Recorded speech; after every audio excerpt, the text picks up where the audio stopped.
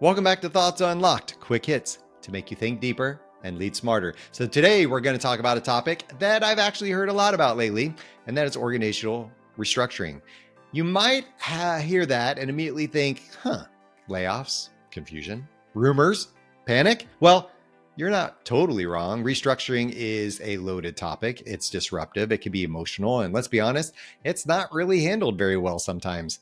It doesn't have to wreck your team. It doesn't have to wreck your brand. It doesn't have to wreck people's perception of you as an organization or as a person handling the restructuring. Because let's be honest, the thing is people will remember how you handled this event way into the future. Restructuring isn't just a business decision. It's a leadership test. And it's one of the fastest ways to build or break trust, depending on how you handle it. So if you're looking for change, if you're leading change, or even whispering about one behind closed doors, this is your chance to get some insights. Number one, what we're going to do is we're going to over communicate, even when we don't have all the answers. And this is going to be really scary. I get it. It's discretion. It's this idea called discretion and discipline. How much do we share with who and when? But here's what most leaders get wrong. They wait until they have everything figured out before they say anything to the team. The organizational charts still in pencil. HR hasn't finalized the email, and you're thinking, let's just hold off another week. Let's just wait a little longer. Meanwhile, your team already kind of knows something's going on. I mean, seriously, they know, they feel it. We're wired to detect change. When leaders get quiet, people start writing their own story. When we don't have things to fill our brains or the gap in the story in our minds, our mind fills it for us. And you know what? They usually imagine a worst case scenario. So here's your play.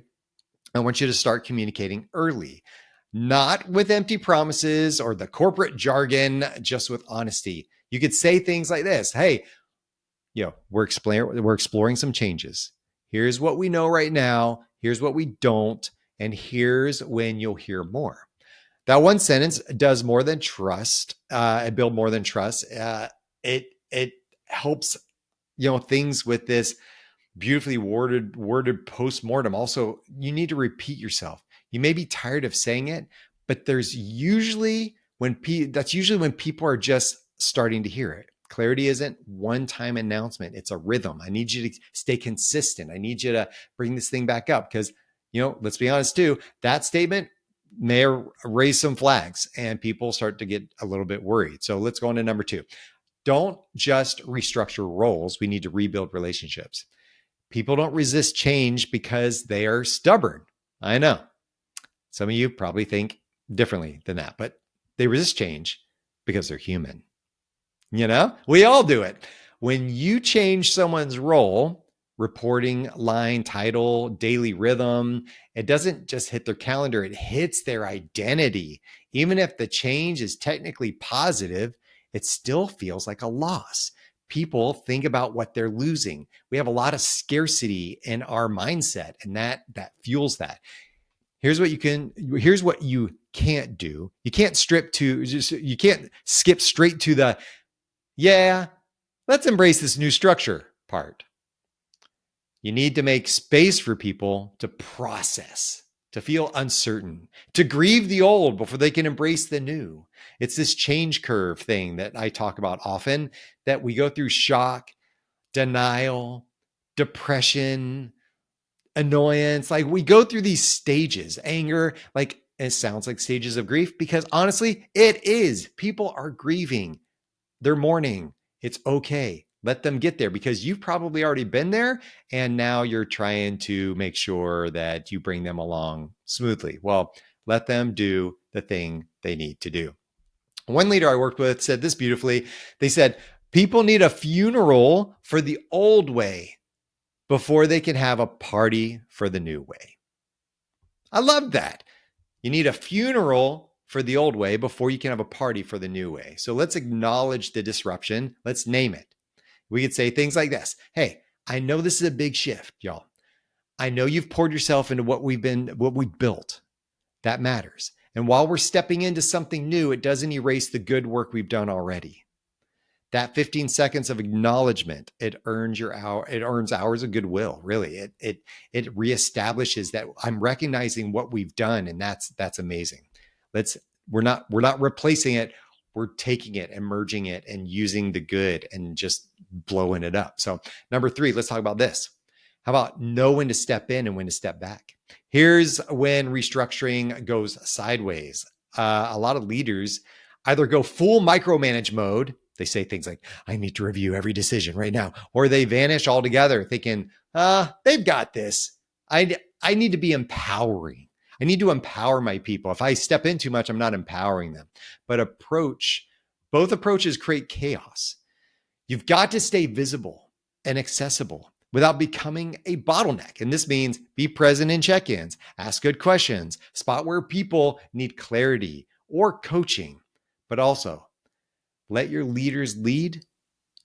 If you've shifted responsibility downward, don't hover. Trust the people you've put in charge. If you don't trust them, that's a staffing issue, not a structure issue.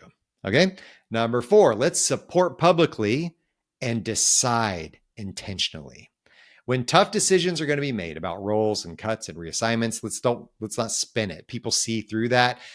They don't need you to sugarcoat it. They need you to humanize it. If someone's job is changing or going away, support them with respect and transparency, because how you treat that person becomes the story your entire team tells about your leadership brand and who you are. Are you the kind of leader who quietly offloads people and then moves on? Or are you the kind who treats people like people, even in tough moments? Because your culture isn't what's written on your walls. It's how you handle moments like this. That's when your true character will be revealed. Okay, number 5, the last one. Keep the focus on the mission, not just the map. Let's get practical here. Restructuring often feels like shuffling boxes around on a spreadsheet, but the point of a restructure isn't to get cute with org charts. It's to realign the team around a mission, around a goal, something that we're trying to accomplish together. So when the dust settles, we need to come back to the purpose and say, here's what we're building. Here's how this new structure helps us do it better. Teams don't follow charts, they follow clarity. Clarity is kind. They follow belief.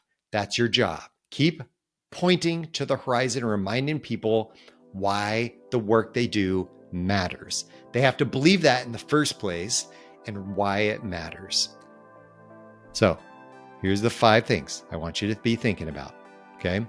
Number 1, I want you to be thinking about how we can over-communicate, even when we don't have all the answers. Number 2, don't just restructure roles. Let's make sure we're building relationships.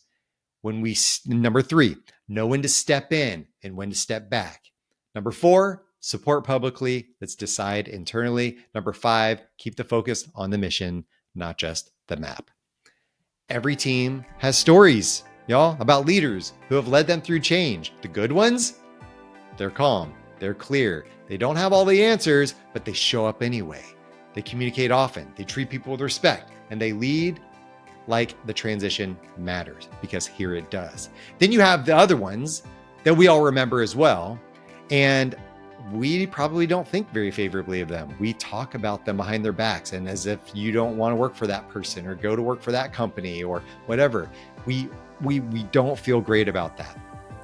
So here's your challenge. If change is coming or it's already happening, I want you to ask yourself these 3 questions.